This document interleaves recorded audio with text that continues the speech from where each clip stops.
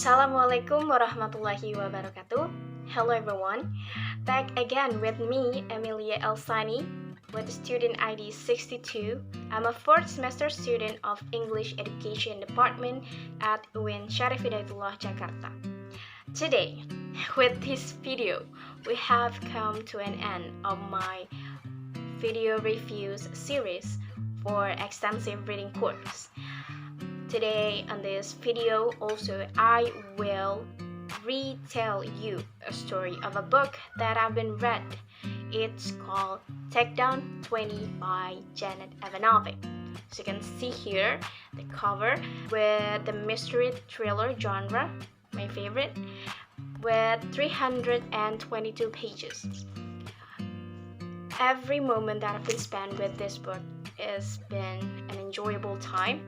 So, without any further ado, let's get started. Okay, let's get started. Takedown 20 is part of Stephanie Plum novel series by Jane Evanovich. The book starts when the bounty hunter, Stephanie Plum, trying to track down a killer who is leaving older woman body in the dumpsters. She also needs to unravel the mystery behind a sighting of a giraffe roaming around the street in Trenton, New Jersey. In this novel, Stephanie Plum works along with Joe Morelli, the first love interest for whom she is almost engaged with. And then there is Ranger, the second love interest for whom she is trying to overcome her lust with. And then the last, there is Lula, her infamous sidekick. As the book opens, as the story starts, Stephanie and Lula were trying to locate Salvador Uncle Sonny Sanucci, a powerful mobster who has kept bail and wanted for murder. Uncle Sonny is also the godfather of Joe Morelli, a local handsome police who actually Stephanie love interest, right? So one night on a stakeout, Lula spot a giraffe running wild through the street. And it's not an everyday sighting to see a giraffe walking down the street in a city like Trenton.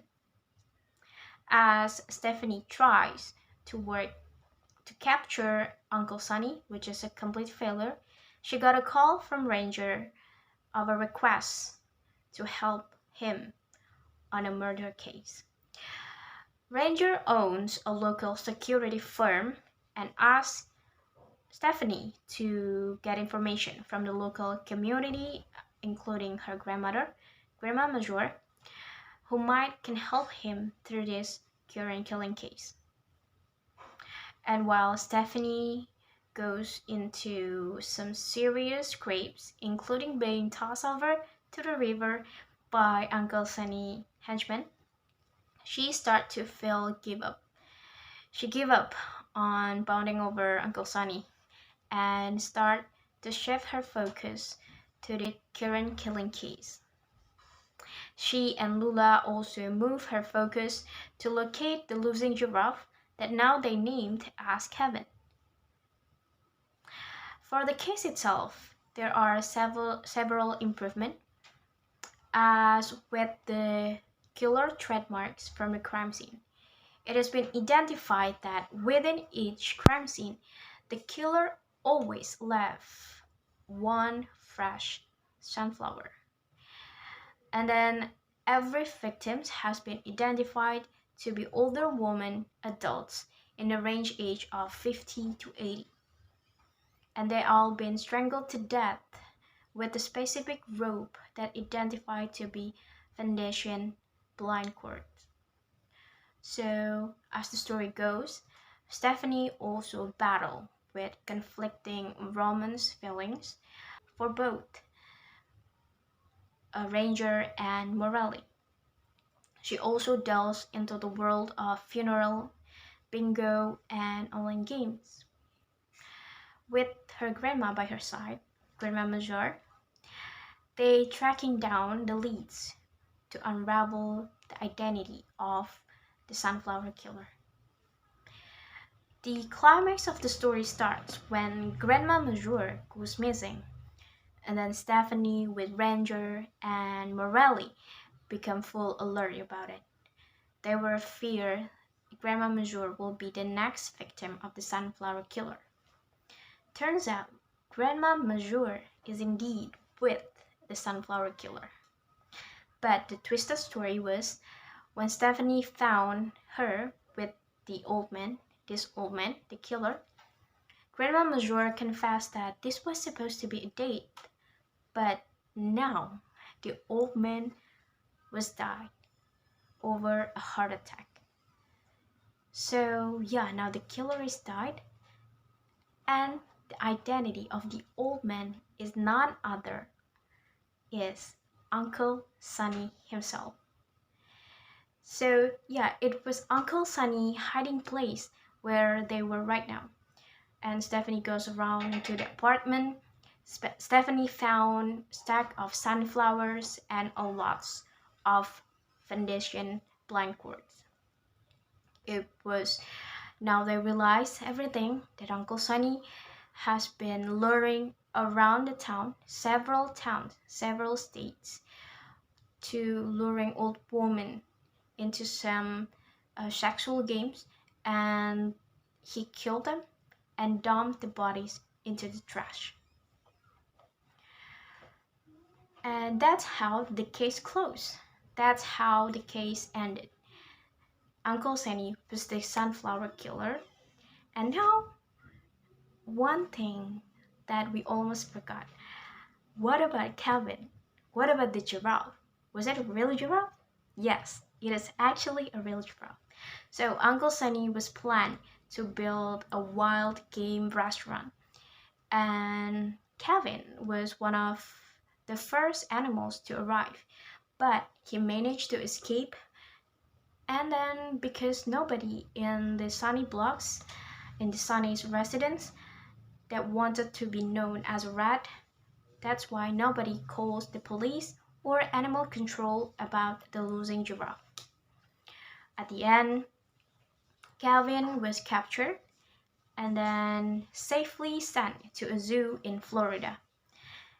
And all the giraffe lovers breathed sighs of relief, including Lula. And then, the end. So, overall, the murders themselves would be too much to stomach.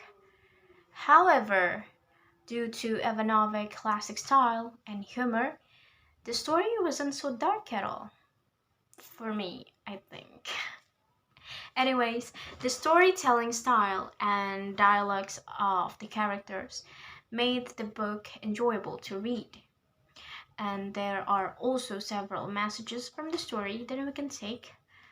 One of the most highlighted messages would be loyalty and friendship. And I can see that through Lula and Stephanie Bond, as they will come together to support each other, overcome obstacles and work as a team. And one messages that I can take also from Stephanie is perseverance and determination. Throughout her characters and her job as a bounty hunter, she requires to be persevere in the face of challenges. She demonstrates resilience and determination in the pursuit of justice. So, we have come to an end. I would say for a rate, I'll give this book 7.5 out of 10 because I really love the plot. The story was kind of guessable, I think. I kind of guess at first who the killer is due to, the leads from the crime scenes and stuff like that. And yeah, I think there are many Easter eggs from the previous story, because this is actually the 20 installment of the series. So this is the 20th book in the series. So I think there are several Easter eggs, but I didn't recognize it because I only read this book. So yeah, if you are a fan of this book and if you know about the story, you can comment up below and we can discuss a couple of the plots, couple of the story about the book maybe. And if you haven't read it and you wanted to, I think this book was available on Amazon, eBay, and other e-commercials. Or if you are an English education department student at WIN, you can find it out in English Corner. So I think that's all from me, and this is the end of the review video series. This is the end of the journey. Thank you so much for your support throughout this series of review videos, from the first videos until now, the third one. I really hope that you can enjoy the videos and you can get something from my review. Thank you so much. Thank you to Miss Nida for your guidance throughout the semester and all of the knowledge that been transferred from you to us. It's been an enjoyable ride of 6 months, around 6 months. Thank you so much, and thank you to all my friends who have supported me and going through this semester with me. And finally, at last, we have come to the end of the semester. Good luck to you all. If you have something, any thoughts, you can find me on every social media. You can find Emilia Elsani, and I think my accounts will be popped out. Thank you so much for watching. Leave a trace below if you want to giving your response. It would be meaningful. It means a lot for me. Thank you so much. Thank you. Wassalamualaikum warahmatullahi wabarakatuh.